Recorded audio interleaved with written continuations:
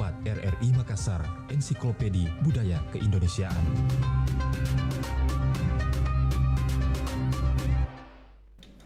Anda masih bersama kami di program 4 RRI Makassar dan selamat pagi pendengar, kita ketemu ini di program acara Nusantara Pagi. Dan saat ini sahabat budaya, seperti tadi dari pagi ini saya sampaikan kepada pendengar bahwa sebentar ada Bapak Dr. Andes Muhammad Ramli. Kita akan cerita-cerita tentang layanan untuk publik di Benteng Rotterdam dari masa ke masa. Beliau sudah hadir di sini di Pro 4 RRI Makassar. Assalamualaikum Pak. Waalaikumsalam warahmatullahi wabarakatuh, Mbak. Iya, gimana kabar pagi ini? Alhamdulillah sehat ya dan bahagia. Bahagia. Oke, jadi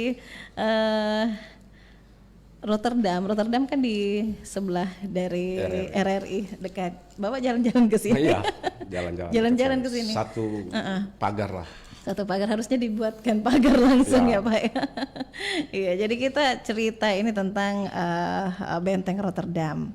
Tentunya dikelola oleh Balai Pelestarian Cagar Budaya Provinsi Sulawesi Selatan, dan juga telah dikaji untuk dikelola dengan Badan Layanan Umum, dan tentunya hari ini kita mengundang narasumber ya untuk bercerita tentang seperti apa pelayanan untuk publik di Benteng Rotterdam dari masa ke masa. Iya, Pak Muhammad Ramli, mungkin bisa dicerita sedikit, dijelaskan sedikit tentang profil dan sejarah Benteng Rotterdam.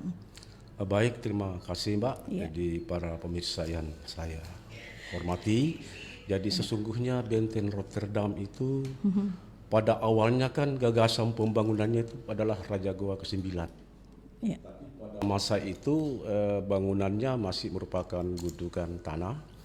Kemudian anaknya Raja Goa ke-10 melanjutkan dengan menyelesaikan Benteng Rotterdam. Jadi fungsi Rotterdam ini sesungguhnya adalah salah satu dari 14 benteng, merupakan benteng pertahanan di bagian barat atau di Selat Makassar untuk membentengi kota Makassar, itu Kerajaan Goa Tallo. Nah, kemudian pada masa Tune Padalangga, Raja Goa ke-12 kembali melanjutkan pekerjaan itu dan sudah melakukan teknologi batu bata, jadi bangunannya itu adalah batu bata, kemudian di tengahnya dikasih tanah. Itu umumnya di kota Sombopu.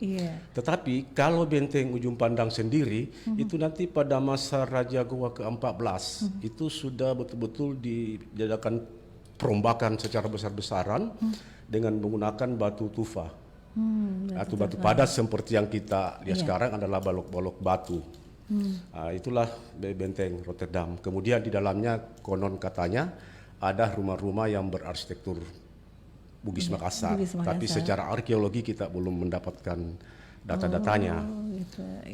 Itu sehingga pada masa itu kerajaan Goa kan secara ini bahwa dia adalah satu kerajaan yang sangat besar pada dekade abad-abad 17. Itu dia menguasai beberapa wilayah dan dia merupakan pusat perdagangan rempah sehingga mendatangkan orang-orang luar misalnya dari Portugis, India, Cina, Inggris dan lain-lain sebagainya. Nah, kemudian pada masa itu terjadi perang oleh dengan VOC, jadi ada salah satu perusahaan Belanda terjadi perang. Yang biasa disebut adalah Perang Makassar. Perang Makassar dan diakhiri dengan kekalahan Kerajaan Goa, sehingga dengan disebut Perjanjian Bungaya. Biasa kita dengar Capayari Bungaya.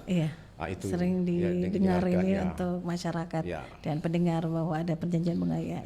Bungaya. Nah, salah satu pasal dalam Perjanjian Bungaya bahwa semua benteng-benteng pertahanan Kerajaan Goa itu harus dihancurkan kecuali Benteng Sombopu sebagai tempat kediaman raja. Kemudian Benteng Rotterdam untuk VOC. Spelman pada masa itu sebagai penguasa, dia memilih Makassar dan sekitarnya sebagai kota baru dan merubah benteng itu menjadi nama Fort Rotterdam, sebuah hadiah untuk kenangan kelahirannya beliau di Rotterdam. Itu diabadikan, Mbak, itu. Makanya namanya Fort Rotterdam. Nah, pada masa itu terjadi pemugaran besar-besaran, yaitu memperbaiki dinding benteng yang ada di yang rusak akibat Perang Makassar. Nah, selanjutnya juga pada bagian dalam itu sudah dibangun bangunan-bangunan permanen dengan gaya gotik abad-abad pertengahan. Tetapi dia menyesuaikan dengan kondisi iklim yang ada di Makassar. Iya. Makanya kalau kita lihat benteng itu udah pernah jalan-jalan ke benteng? Iya, sering. Sering kan, tetangga. Kemarin ada terakhir itu yang paling seru itu Lagaligo, pentas Lagaligo di sana. Pentas Ilagaligo. Ilagaligo Ya. sampai sekarang belum lagi. Ya karena banyak ya. Nah itu, nah itu kalau kita lihat ruang-ruangnya itu sangat lebar supaya ventilasi angin sudah. Nah itu.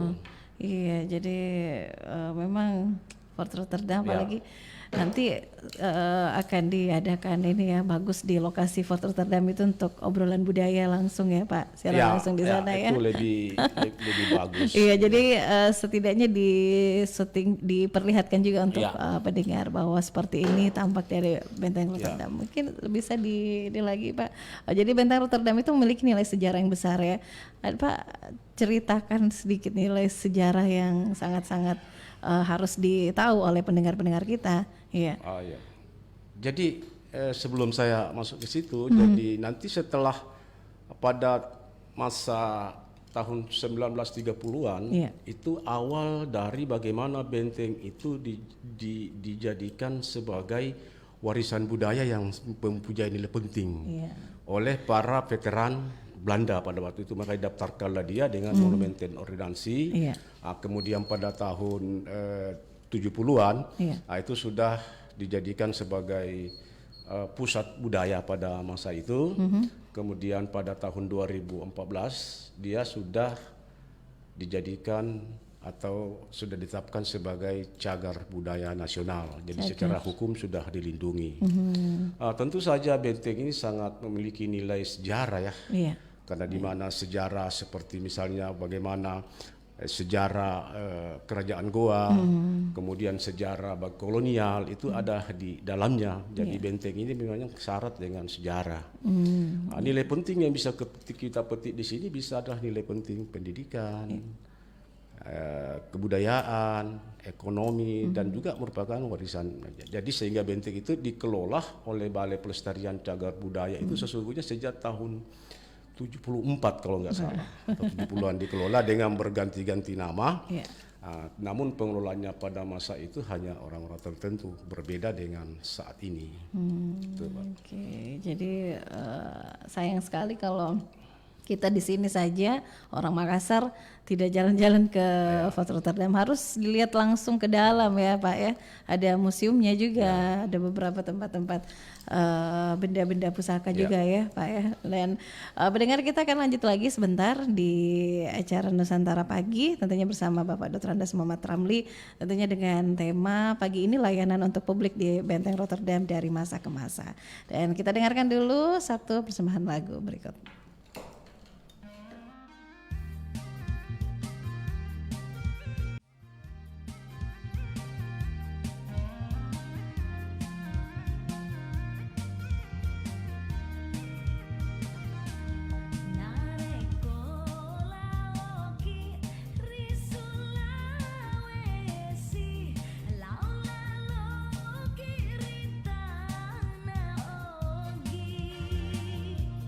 Left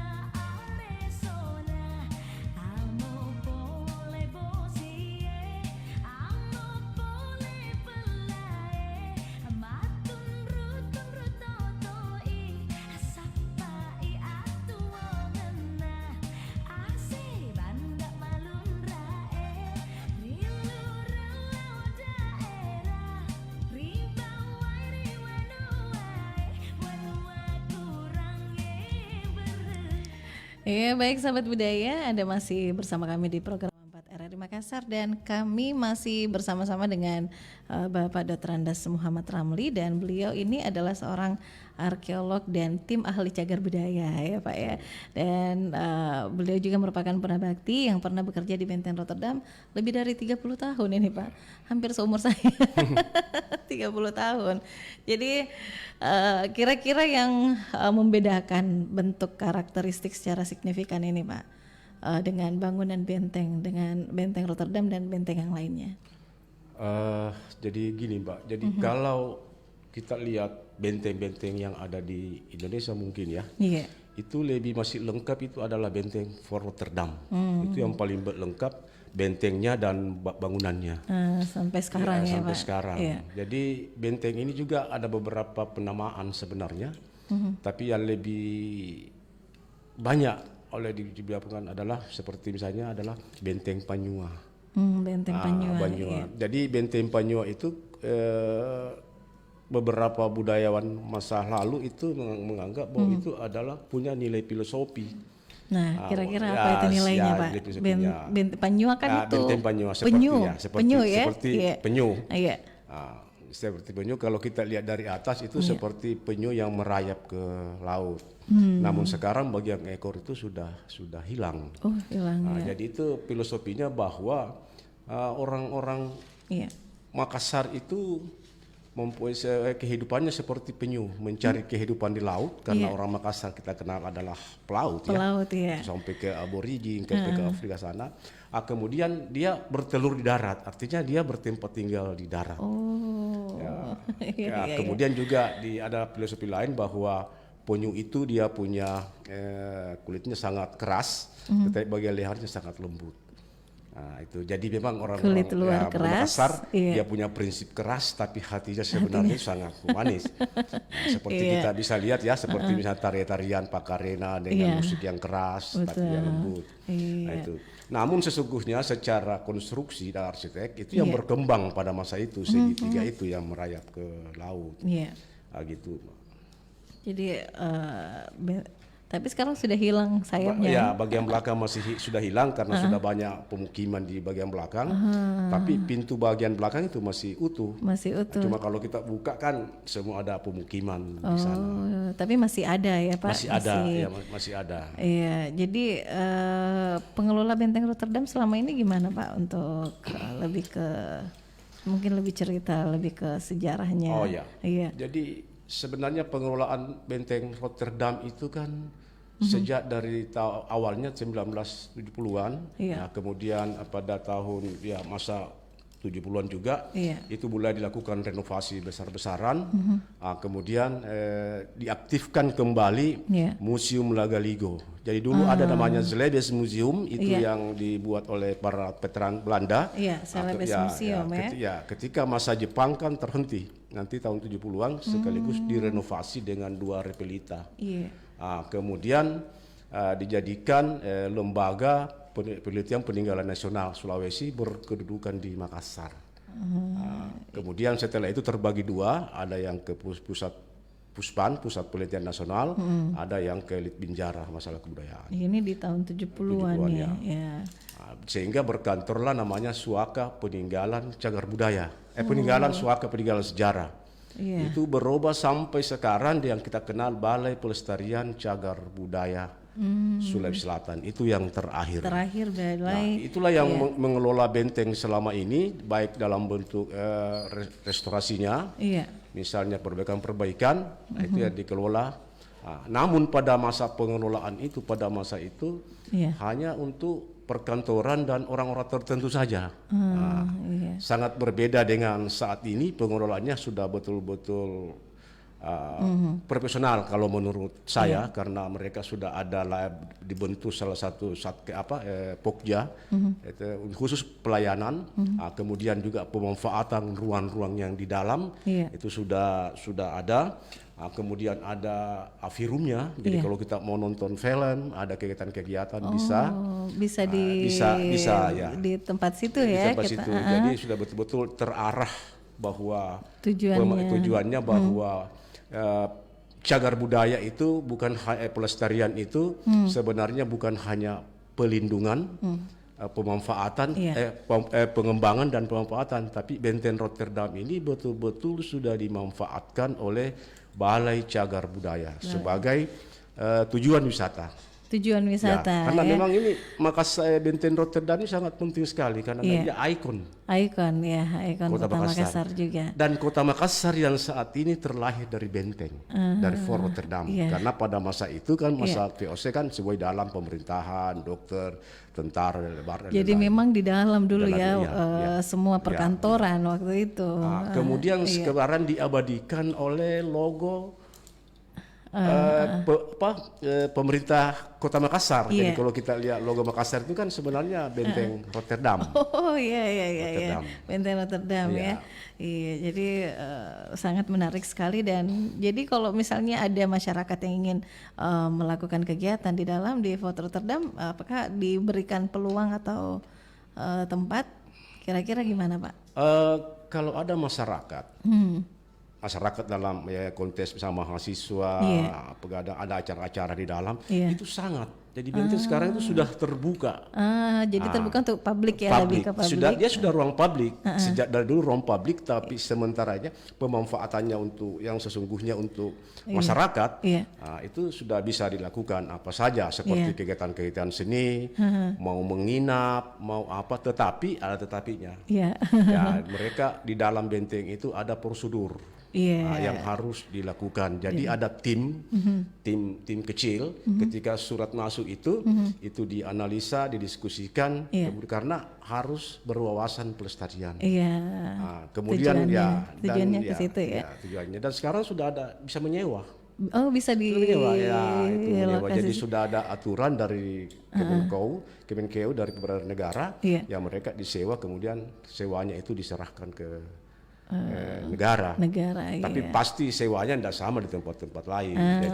Jadi tergantung model-model kegiatannya seperti apa. Terus kan di Benteng Fort Rotterdam juga ini selalu dijadikan tempat objek fotografer ini ketika ada wedding. Gimana persyaratannya untuk masuk ke dalam untuk foto prawedding kan sering diambil objek ini di Fort Rotterdam. Jadi itu harus melalui prosedur. Jadi prosedur yang lebih sekarang ini boleh dikata sudah 80% itu secara online, bisa masuk langsung di webnya. Oh, sudah bisa online juga. Sudah online. Jadi sudah 80% online. 20% itu tidak online karena kondisi masyarakat kan belum banyak yang tahu. Itu menyurat terus disampaikan bagaimana bentuk-bentuk kegiatannya. Kemudian ada yang boleh dan ada yang tidak boleh bisa dilakukan di dalam Rotterdam karena itu situs yang diatur oleh undang-undang dengan PP. Sehingga kalau mereka setuju baru dengan pembayaran. Jadi sudah ada mekanisme yang jalan sebenarnya. Iya, jadi tidak perlu ragu-ragu lagi nih untuk masyarakat atau pendengar yang ingin memanfaatkan Benteng Rotterdam ini sebagaimana dengan petunjuk yang ada, prosedur bisa dilaksanakan ya Pak ya. Betul. Iya. Terus kira-kira di kegiatan-kegiatan di Fort Rotterdam selama berapa tahun terakhir ini selama pandemi ditutup juga Pak ya? Ya betul. Jadi selama pandemi itu awalnya ditutup, kemudian juga ada kebijakan kalau itu kegiatan riset. Misalnya penelitian, kemudian itu yang berhubungan dengan pendidikan dan tidak terlalu banyak orang, itu dilakukan tentunya dengan protokol kesehatan. Jadi sangat ketat. Jadi kalau tidak salah baru dibuka 2022 ini secara umum. Itu pun masih mereka evaluasi terus. Apa ini dan ini selalu dievaluasi. Dari Januari sampai sekarang sudah ada beberapa kegiatan Pak itu di. Kegiatan paling ada. Event belum ada paling event. Ada rapat-rapat, kemudian ada kunjungan anak sekolah. Itu belum ada event. Belum ada event ya Pak. Karena biasanya kan ada kalau hari tari sedunia diambil lokasi di Rotterdam, tapi ini belum ya. Belum ada rencana ke depan ini Pak. Ya mungkin ada rencana-rencana seperti bagaimana event-event saja jalur rempah, pameran-pameran dan lain-lain karena sekarang lagi ini. Tapi itu dikondisikan karena tidak bisa. Sebenarnya banyak program-program yang ingin dilakukan, cuma karena persoalan ini pandemik ini yang Mudah-mudahan bisa berjalan lagi amin. karena kalau cerita soal sejarah dan budaya itu luar biasa sangat menarik ya Pak ya. Iya, apalagi di pusat Benteng Rotterdam itu dulu kan tempat perdagangan rempah-rempah. Iya. Dan pendengar, kita masih bersama di acara Nusantara Pagi dan kita akan lanjut ya sampai jam 10 pagi ya Pak ya. Siap. Iya, sebelumnya kita dengarkan dulu satu lagu untuk sahabat budaya.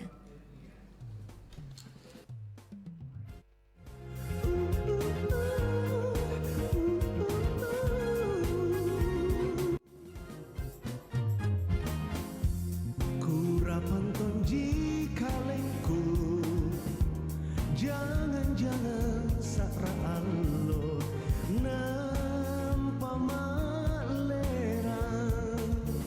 punaraumi Allah kama sejiku palaba ku palaba rinyawanu serepadaku barang magiling teyanu batenu kunan rominasan kunan rori bataraya naku minasan siama golana kaluku naku kurapan suran nupan tawai alobangi taku mirasa sandra paminya rijene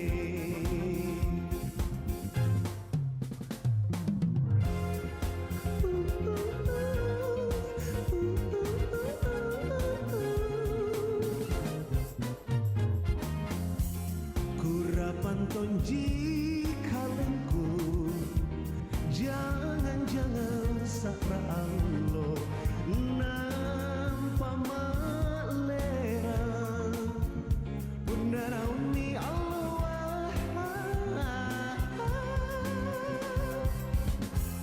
kama sejiku palaba ku palaba rinyawanu serepalaku barang magiling teyanu batenu kunan rominasa kunan rori bataraya naku minasa siama golana kaluku naku kurapan suran nupan tawai alowangi taku minasa sandra paminya rijene taku minasa sandra paminya rijene Bismillahirrahmanirrahim. Dalam rangka menyemarakkan bulan suci Ramadan 1443 Hijriah, RRI Makassar kembali menyelenggarakan Pekan Tilawatil Quran ke-52 dengan 4 kategori lomba: tilawah, tausiah, tahfiz Quran, dan tartil Quran sensorik netra putra yang akan dilaksanakan pada 1 Ramadan 1443 Hijriah 3 April 2022 dengan persyaratan usia 17 hingga 30 tahun, mempunyai minat baca yang baik, kemampuan mengerti dan memahami Al-Quran, memiliki kartu BPJS Kesehatan, sudah mendapatkan vaksinasi minimal dosis kedua. Juara terbaik 1 akan mewakili RRI Makassar ke PTQ LPP RRI ke-52 tingkat nasional di Kabupaten Aceh Tengah. Daftarkan sekarang melalui scan barcode atau datang langsung ke RRI Makassar, Jalan Riburane nomor 3, Makassar. Kontak person Syahreni di 0811 416 5551. Nurlela Sakir 081 342 576 049. Rahmat semesta, pulih bersama, bangkit perkasa.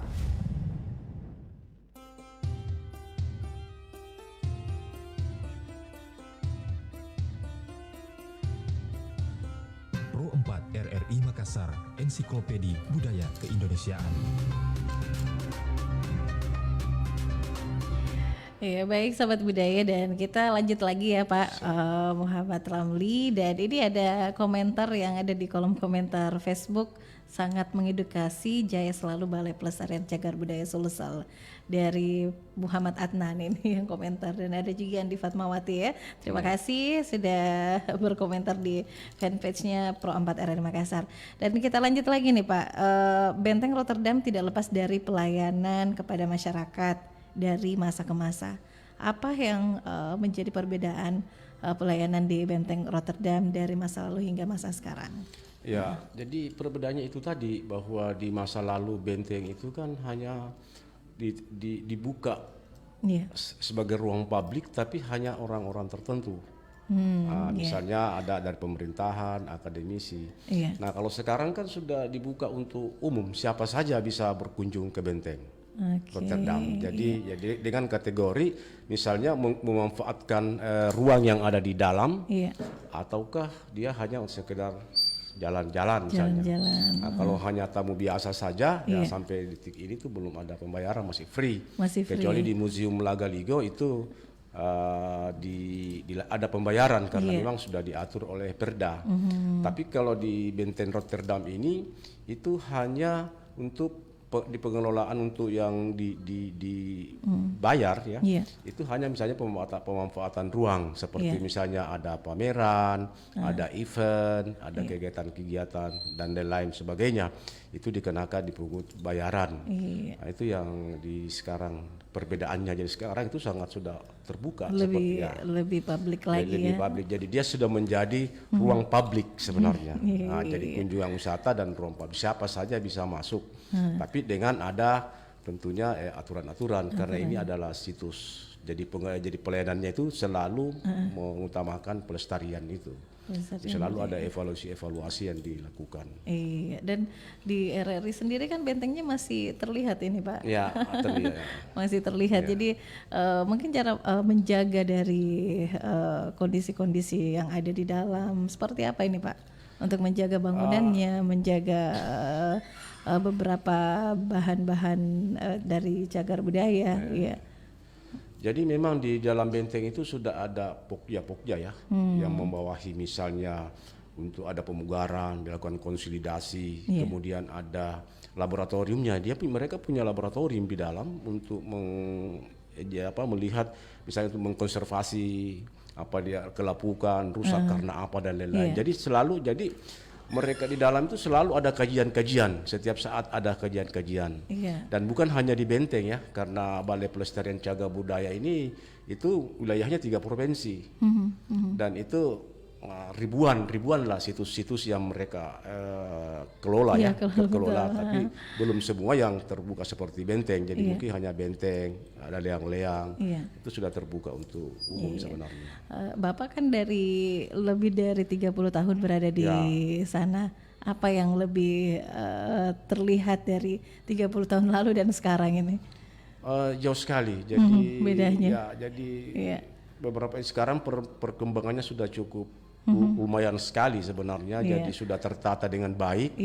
Kita mau masuk apa ada ruang-ruang, mau informasi sudah ada dan lain-lain. Kalau dulunya kan betul-betul ya aturannya Undang-Undang Nomor 5 itu kan 2009 itu kan aturannya beda dengan undang-undang yang sekarang.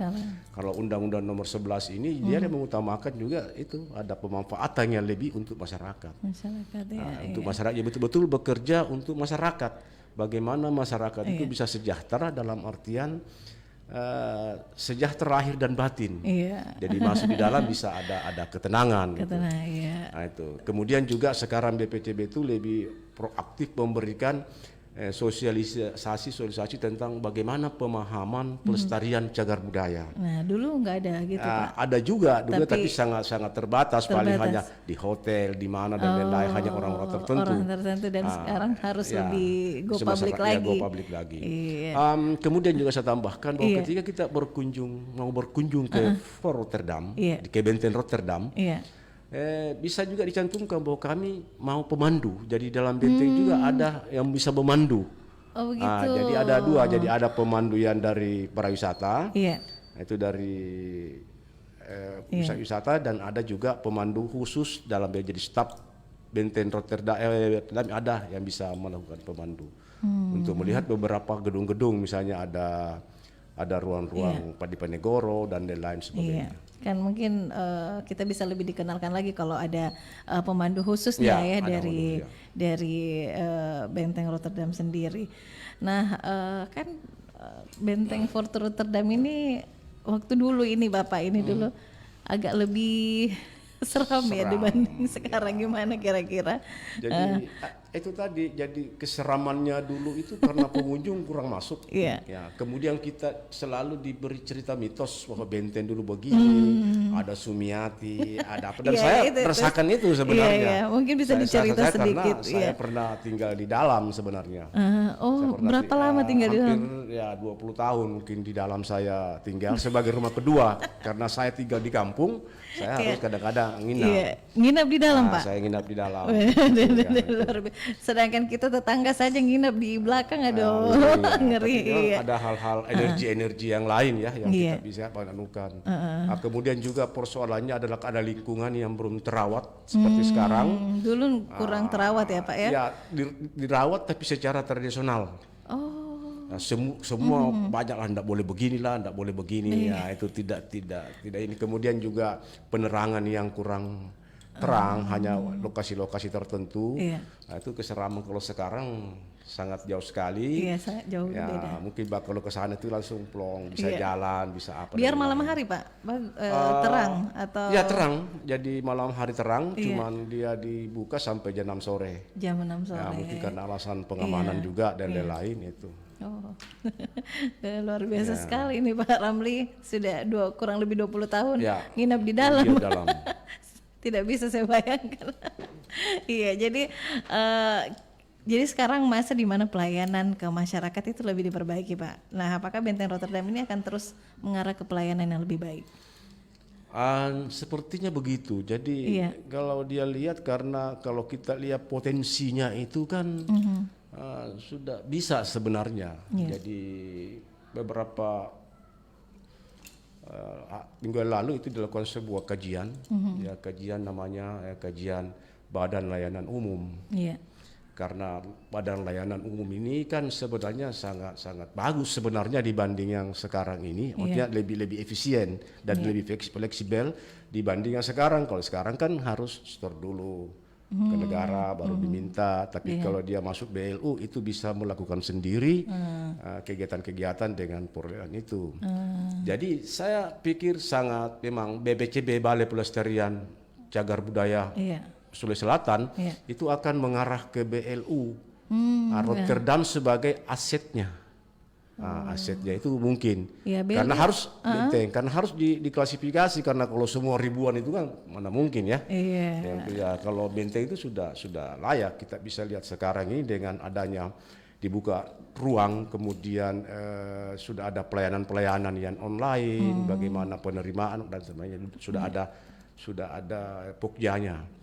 Sisa nantinya mungkin harus ada satker yang menangani BLU ini. Nah, ini BLU ini seperti apa ini, Pak? Apa sih BLU? Jadi BEL itu adalah salah satu sistem pengelolaan keuangan, yaitu kita bisa baca di PP nomor 23, itu bagaimana kita bisa mengelola sendiri. Iya. Nah itu, jadi lebih fleksibel sebenarnya. Lebih Ya, fleksibel. itu. Mungkin nanti Pak besok dibicarakan itu. Oh, kira-kira ada ndak tergambar bahwa sekarang kan banyak wedding yang ingin lakukan yang lebih lain dari yang lain. Bisa ndak kira-kira kita laksanakan di tempat Rotterdam ini? Karena kan agak luas itu, bisa pesta taman. cantik sekali kayaknya kalau weddingnya di situ. Iya. Dan saya pikir sangat bisa sekali, Iya. kenapa tidak? Karena memang dulu pernah ya pemerintah kota itu melakukan suatu acara kawin begitu, Iya. nah, itu sebagai event perkawinan. Saya rasa juga secara pribadi bisa saja, Iya. karena sekarang kan itu sudah dipersewakan. Yang penting ada aturan-aturan atau regulasi yang harus dia ikuti. Iya. Tidak boleh begini, ini yang harus begini, karena ini situs kan. Iya. Karena ruang publik ini atau pelayanan atau pemanfaatan Rotterdam itu kan lebih ke berwawasan pelestarian itu. Nah, itu. Iya, mungkin bisa lebih kreatif lagi kita ada salah satu event organizer untuk adakan pesta perkawinan Bisa. di lapangannya Fort Rotterdam itu kan agak cantik juga, Pak. Iya, sangat-sangat bagus ya. Seperti misalnya event-event jazz apa kan sudah dilaksanakan secara rutin. Jadi bisa lebih dikenal lagi nih Fort Rotterdam untuk lebih ke depannya. Ya mungkin ada yang ingin disampaikan lagi Pak Muhammad Ramli untuk kepada pendengar Fort Rotterdam, ada yang ingin ditambahkan ya Pak? Jadi kaitannya dengan BLU ya, jadi saya sangat ini mimpi mudah-mudahan Rotterdam Balai Pelestarian Cagar Budaya Makassar ini bisa menjadikan benteng Rotterdam sebagai aset BLU, karena dengan begitu dia bisa mungkin lebih tertata dan lebih terpelihara. Nah, dengan catatan itu, dia harus bersinergi antara PP 23 itu dengan Undang-Undang Nomor 11 dengan PP Nomor 1 itu harus bersinergi. Jadi saya sangat berharap mudah-mudahan bisa ini lebih berkembang lagi. Berkembang ya, karena fungsinya berfungsi. Iya. Nah, kemudian juga benteng Rotterdam ini untuk masyarakat. Karena ya untuk masyarakat. Bagaimana masyarakat itu memahami nilai penting yang ada, nilai sejarah, nilai budaya, dan lain sebagainya. Banyak sekali nilai-nilai yang bisa, utamanya kaum milenial. Itu yang penting. Yang penting bagaimana kita ini. Iya, jadi anak-anak sekolah atau sekolah-sekolah itu bisa kan biasanya ada field trip ini, bisa diundang datang langsung ke balai ke Fort Rotterdam ya. Iya, mungkin harus melalui prosedur yang itu dulu ya Pak yang tadi disampaikan balai Badan Layanan Umum. Iya. Dan besok kayaknya ada bersama kepala Balai Pelestari Cagar Budaya akan melanjutkan kebersamaan dengan tentang Badan Layanan Umum ya Pak ya. Iya. Oke Pak Muhammad Ramli, terima kasih banyak Sama-sama, Pak. sudah hadir di tengah-tengah. Beliau ini adalah seorang arkeolog dan tim ahli cagar budaya. Luar biasa sekali sudah hadir bersama kami di acara program 4 RRI Makassar. Makasih banyak Pak. Ya, Assalamualaikum warahmatullahi wabarakatuh dan selamat pagi. Waalaikumsalam warahmatullahi wabarakatuh.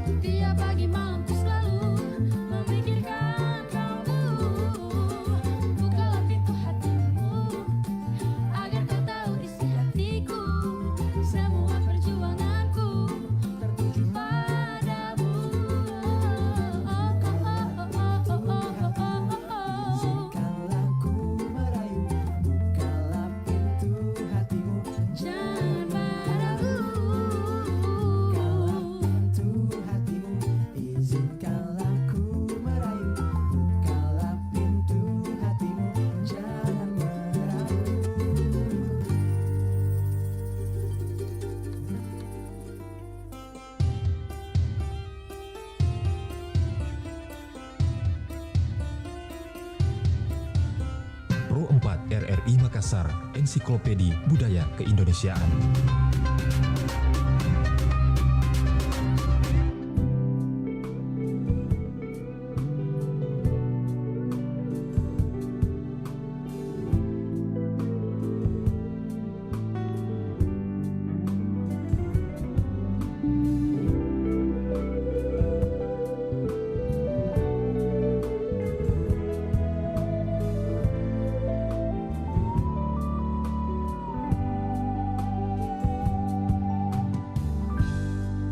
Susahku tenalek bana Pak Risi tena tapuna Eroki laku kau